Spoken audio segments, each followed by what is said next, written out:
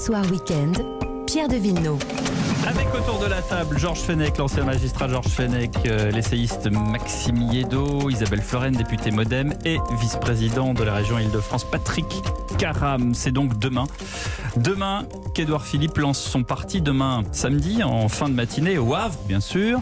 L'ex-premier ministre a donné rendez-vous à ses soutiens au Carré des Docks dans la cité portuaire. Le programme indique une plénière pour une nouvelle offre politique qui sera suivie d'un discours. Il n'y a pas de nom pour l'instant. On n'a pas le logo non plus du parti. On comprend bien sûr que La République En Marche regarde tout ça avec un œil circonspect. Comment est-ce qu'on peut interpréter cette nouvelle étape dans la marche assez lente, il faut le dire, d'Édouard Philippe? Édouard Philippe fait ce qu'il a très bien appris d'Emmanuel Macron, c'est-à-dire qu'il fait du en même temps. En même temps, je dis que je soutiens le chef de l'État et en même temps, j'essaie de me faire un dessin national. Et puis, il va aussi empiéter sur des terrains où la droite a un tout petit peu disparu. C'est-à-dire que quand à l'extrême droite, elle se fait déborder par un Éric Zemmour avec plein de sujets qu'il s'approprie, et de l'autre, une rigueur ou des thèmes de droite comme la rigueur budgétaire, la nécessité d'avoir des comptes absolument nickel, une peur du déficit. Édouard Philippe, il donne une interview dans le Challenge et il donne des chiffres, il dit que la France, elle est en mauvaise voie sur cette pente-là. Donc qu'est-ce qu'il fait? Il fait politique, il fait le politique, et pour l'instant, il le fait plutôt très bien.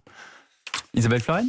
Oui, il y a un espace pour lui, et puis surtout, il y a un espace de discussion, comme vous le disiez, sur les thématiques qui ne sont plus dans les propositions de la droite depuis des mois, voire des années maintenant. Donc il a une place intéressante, il soutient, et ça c'est une bonne chose, je peux pas me dire le contraire, appartenant à la majorité, qu'il affiche clairement sa loyauté et son soutien. Bah oui, clairement. C'est pour ça qu'il en touche pas un mot dans le Challenge d'ailleurs. Et après la suite, les spéculations sur ses ambitions, il est bien normal qu'un homme politique de son âge, qui a eu son parcours, qui a fait ce choix, et qui a eu ce destin déjà d'avoir été quand même Premier ministre et de l'ambition. Et c'est bien d'avoir de l'ambition pour cette majorité et pour la suite, pour porter la candidature du président de la République. Après, nous, ce qui nous intéresse... Ça a l'air limpide pour vous. Non, mais ce qui nous intéresse... Pour Bayrou, ça n'a pas l'air aussi limpide que ça. Ce qui nous intéresse, oui, François Bayrou dit des choses, c'est pas si limpide pour plein de gens, mais moi je dis, ce qui nous intéresse maintenant, c'est de structurer un espace Isabelle Florennes voit le verre à moitié plein. Écoutez, en tout cas, j'essaye de composer, et dans ce milieu politique, c'est peut-être une qualité de savoir composer, je le trouve en tout cas, et cette structuration de l'espace central que nous souhaitons nécessite aussi d'avoir des alliances avec des personnes avec qui on pourra discuter, et Édouard Philippe en fera partie, je n'en doute pas. Point taken, comme on dit en anglais. Patrick Caram?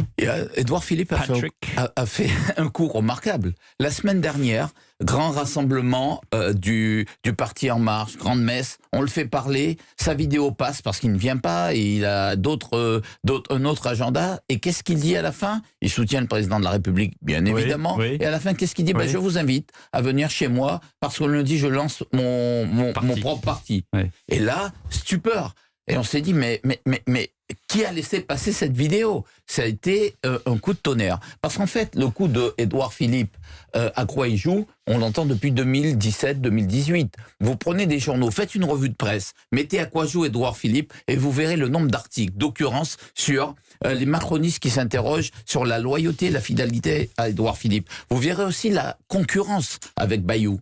Bayrou, aujourd'hui, ne décolère pas. Bayrou, vous savez, votre responsable de parti, votre chef de parti. Bayrou, pardon. Non, Bayrou, c'est l'autre. Oui, du coup, je comprends pas les partout. Qui est votre opposant à la région. Il ne faut pas confondre, monsieur Caram. C'est pas la même chose. Vous l'avez compris, d'ailleurs, vous l'avez bien décodé. J'ai corrigé. Bayrou, aujourd'hui, ne comprend pas son positionnement. D'ailleurs, il ne le comprenait pas hier, il ne le comprend toujours pas aujourd'hui, et ils sont en frontal. Lui, Édouard Philippe, considère qu'il ne va pas se chamailler avec Bayrou, qui a déjà fait son temps.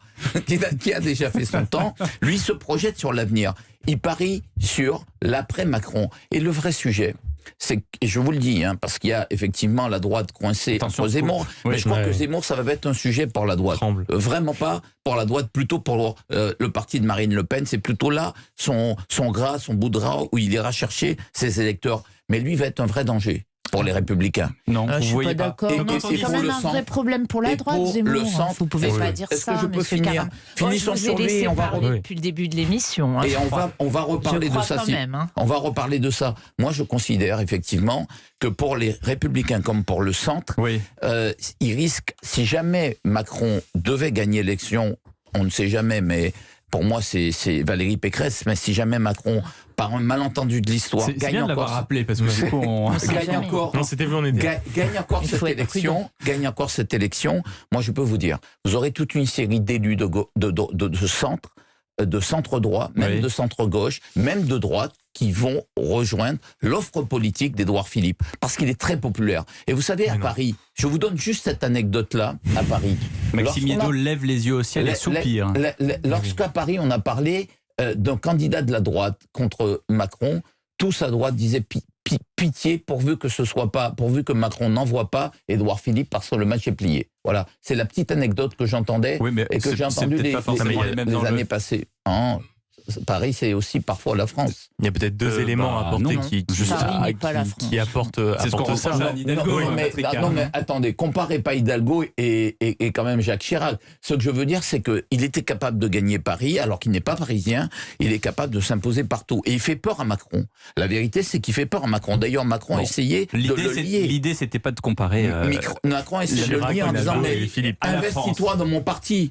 Et lui, il a dit, non, je prends au mot le président de la République. Laissez parler Maxime Yédo avant qu'il s'endorme parce qu'il est très malade. Non, pas du tout. Non, mais il y a deux éléments. Il viendra pas chez toi ce soir, il est trop malade. Non, mais c'est les longues prises de parole comme ça me perturbe. Ou le rhum dans votre potion magique. Plaignez-vous. Non, je pense qu'il y a deux éléments quand même à apporter pour nuancer ça. Certainement que la popularité extravagante d'Édouard Philippe tient au fait qu'il soit justement assez fidèle à Emmanuel Macron. Donc ça, c'est un premier point. Et la deuxième chose, c'est quand même de rappeler qu'Édouard Philippe est très populaire, il comprend la France, il est formidable, oui, enfin il comprend tellement la France que c'est lui qui a mis en place la taxe carbone et les 80 km/h qui ont provoqué les gilets jaunes, et qu'il est capable de parler dans son interview de Challenge de compréhension du ras-le-bol fiscal français. La retraite donc je pense qu'il faut, et la retraite à point. Non mais donc vous voyez, il est quand même à l'origine de tous les gros points noirs du quinquennat. Donc quand il dit oh là là, il est extraordinaire, il comprend les Français, puis c'est vraiment oh là là l'homme providentiel que tout le monde attend, je pense quand même que ça demande un minimum de nuances et de regard sur le passé, notamment d'il y a 2-3 ans. C'est le fameux en même temps dont vous parlez. J'ai pas entendu Georges Fenech sur le sujet d'Édouard Philippe. Ouais, j'avoue que ce débat, moi, je le trouve compliqué, très subtil. J'essaie de comprendre cette nouvelle offre politique d'Édouard Philippe. C'est parce que ce que j'en ai lu de quelques indiscrétions, il voudrait déjà, pour les prochaines élections législatives, présenter ses propres candidats. Moi, je demande à voir comment les campagnes vont se dérouler entre les macronistes et les philippistes. Parce que Édouard Philippe ne doit sa légitimité qu'au fait d'avoir été nommé par Emmanuel Macron. Il y a des ententes entre les partis. Il y a des ententes entre les partis, c'est vieux comme le monde. Oui, mais alors ça veut dire qu'il ne se retrouve pas chez les macronistes, chez les marcheurs, pour fonder un parti. C'est que quelque part, il ne s'y retrouve pas.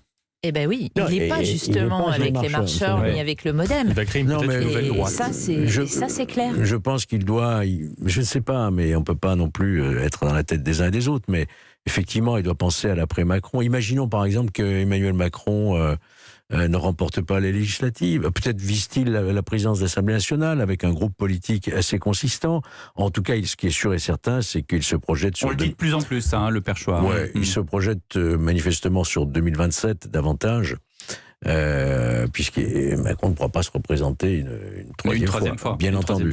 Voilà, il y a de l'ambition personnelle, il y a aussi le fait qu'effectivement il est populaire au moment où il part, une popularité étrange effectivement, mais bon, c'est sa démarche, c'est son ambition personnelle. On va envisager les différents scénarios possibles juste après une nouvelle pause et on revient avec Georges Fenech, Maxime Yédo, Isabelle Floren et Patrick Karam. À tout de suite, c'est Europe 1. Europe Soir Weekend, 18h, 20h. Pierre de Villeneuve. Avec Georges Fenech, avec Maxime Yédo, avec Isabelle Floren et Patrick Karam. Que fait Édouard Philippe? Alors, on va envisager quand même plusieurs hypothèses. Et d'ailleurs, peut-être, les amis, il y a peut-être les deux hypothèses à envisager. C'est hypothèse 1, Emmanuel Macron est réélu. Hypothèse 2, Emmanuel Macron n'est pas réélu.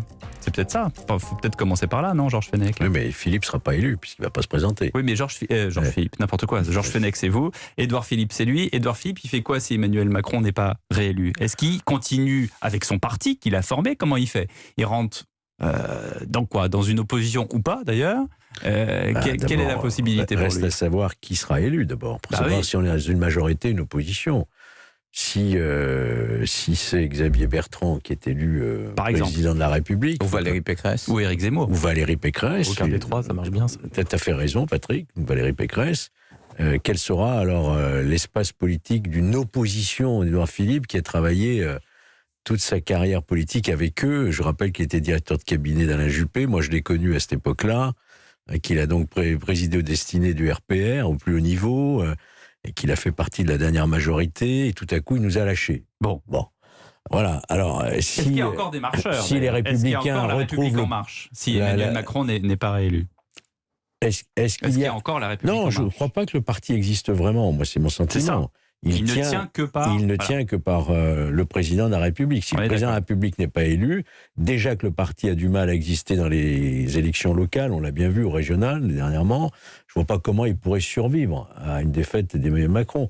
Et donc il va y avoir un espace qui va s'ouvrir. Qui va récupérer le mouvement quand même, ce mouvement qu'il a lancé?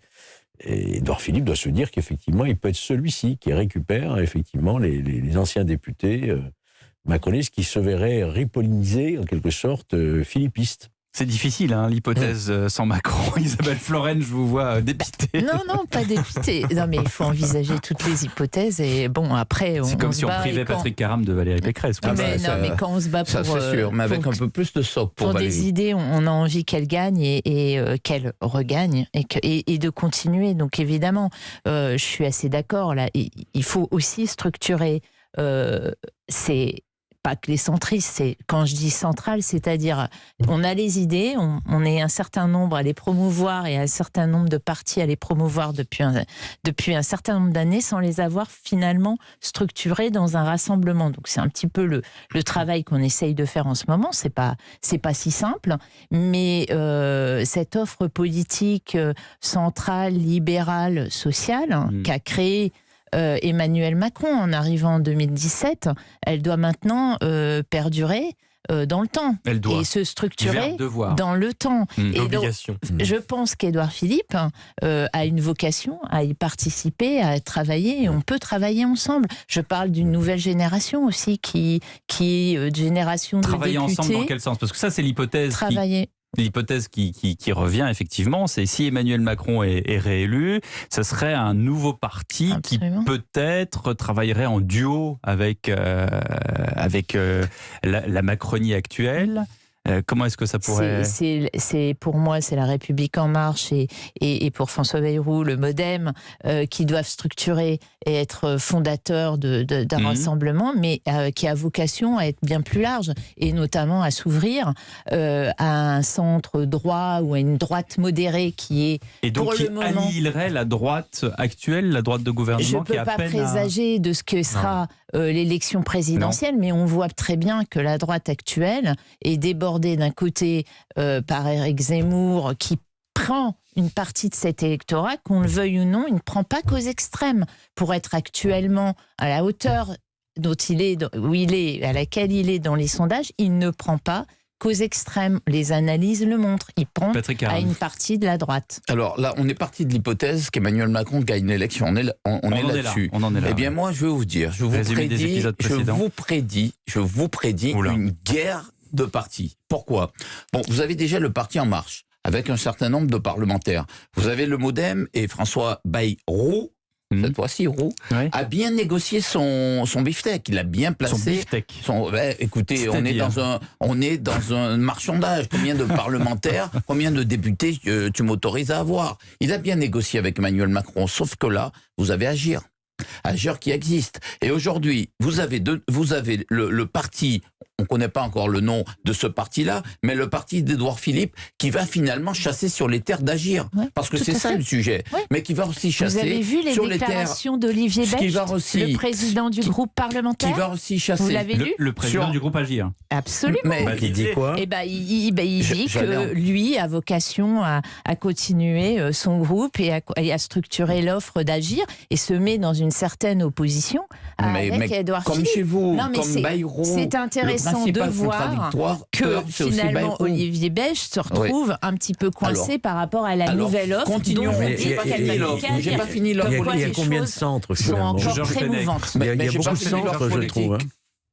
Pardon, il y a beaucoup de centres. Il y a beaucoup de centres, beaucoup de droites. Entre Agir, le Modem, Philippe, attention. Et c'est pas fini. Parce que là, il y a un clan qui s'est créé au sein du gouvernement avec notamment les deux socles, Darmanin, Lecornu, les deux ministres les plus politiques de ce gouvernement-là, les plus fins, les plus subtils de ce gouvernement. Leur objectif, c'est d'aller finaliser le dépeçage des Républicains. Donc vous voyez bien qu'il y aura des tendances à l'intérieur du parti macroniste, mais aussi à l'extérieur du parti macroniste. Et le vrai enjeu pour tout ce petit monde, c'est quoi ? Le vrai enjeu, c'est d'avoir, de compter aux législatives et donc d'avoir le maximum de députés. Donc quelle va être la position du président de la République ? Va-t-il accepter d'être minoritaire à l'Assemblée nationale et être minoritaire avec des majorités fractionnées ? Là est toute la question. Il faut essayer, je pense, d'essayer de voir ces présidentielles à l'aune des idées, c'est-à-dire quelles idées parlent à quel électeur. On sait qu'Édouard Philippe va plutôt aller sur le terrain d'une droite assez classique, qui s'inquiète de l'état de la France, de ses déficits, et il va même peut-être aller galoper sur le terrain d'une droite Xavier Bertrand, Valérie Pécresse, qui, en dehors de quelques propositions sur l'immigration, sur la sécurité, ne propose pas grand-chose sur l'éducation, sur l'écologie, sur l'avenir, etc. Donc ça, c'est la première chose. Et ensuite, tout va se diviser entre, en quelque sorte, l'électorat qui étaient précédemment les électeurs de gauche et qui sont aujourd'hui finalement les électeurs de Marine Le Pen, c'est-à-dire un électorat qui n'est pas celui d'Emmanuel Macron, CSP+, grande ville, qui est un électorat plus de peu diplômés, n'habitant pas dans les grandes villes, c'est-à-dire en quelque sorte la population, comme on dit aujourd'hui. Exactement, mais plus la France sous nos yeux, l'archipel français de Jérôme Fourquet, les deux livres qui se font suite, c'est-à-dire que qui va réussir à parler à cette France-là, qui n'a pas voté pour Emmanuel Macron, qui vote Marine Le Pen, mais dont le vote Marine Le Pen est divisé entre Éric Zemmour et une certaine partie de la droite, c'est-à-dire celle qui a vécu de plein fouet la crise sanitaire, qui se sent aujourd'hui en panne de représentation ou en panne de gens qui la représentent, qui souffrent de leur pouvoir d'achat ou qui ne le voient pas augmenter, qui souffrent de la hausse du prix de l'énergie. Bref, cette France dont on n'entend pas finalement beaucoup parler et dont les gens ont l'impression de se dire qu'ils sont oubliés en permanence. Ouais, juste un mot quand même, je veux rectifier ce que vous dites. Vous êtes là victime de clichés quand vous dites la droite, Xavier Bertrand, Valérie Pécresse, Elle est combien dans les sondages, Valérie Pécresse ? Qui ne parle pas d'éducation, d'écologie. Je rappelle qu'un euro sur deux aujourd'hui voté au Conseil régional va sur le problème de, transition écologique. Et elle a déployé un vrai programme et sur l'écologie et sur l'éducation. Donc pardon de elle ne fait pas... 12% dans les sondages. Pardon de ne pas... Mais nous verrons demain. Alors juste sur ce que vous déployez là, moi je pense honnêtement que nous sommes dans un terrain vraiment extrêmement mouvant et dont les frontières ne sont pas déterminées et vont se définir en marchant. Je veux dire que si le président de la République emporte une victoire éclatante, extrêmement large, quel que soit le candidat, et si les Français lui donnent une majorité, et là c'est pas sûr, parce que vous avez 2 mois entre l'élection, et ça c'est problématique. S'il gagne. Alors s'il gagne, et qu'il le gagne, et qu'il a une majorité très forte, effectivement il pourrait peut-être contenter toutes ces partis, tous ces mouvances qui vont, parce que les uns et les autres vont réclamer leur dû. Darmanin et Lecornu vont dire c'est grâce à moi, je veux tant de députés. Vous aurez évidemment Édouard Philippe qui va réclamer sa part de député. Vous dites, Georges Fenech ? Bayrou aussi. Donc là-dessus, vous aurez un combat de chefs. Et nous verrons ce que ça donne. En 30 secondes, moi je crois qu'on assiste encore à un mouvement des plaques tectoniques depuis 2017, que le paysage politique français n'arrête pas de se fissurer, d'essayer de se reconstruire, et que l'avenir nous dira effectivement ce qu'il en sera. Pour l'instant, c'est beaucoup trop tôt parce que vraiment, le paysage politique s'est tellement fracturé, tellement depuis l'arrivée d'Emmanuel Macron, entre la gauche, la droite, où sont-elles, que tout est possible demain. Tout est vraiment possible. Mais n'oubliez pas la grande règle qui s'est vérifiée toute la Ve République. Un président élu a toujours une majorité. Et il obtient sa majorité là, 2 mois plus tard. C'est ce qui s'est passé avec Emmanuel Macron. Ça nous donnera l'occasion de refaire un débat. Voilà. Mais vous reviendrez et vous êtes les bienvenus. Georges Fenech, Maxime Yeddo, Isabelle Florennes et Patrick Caram.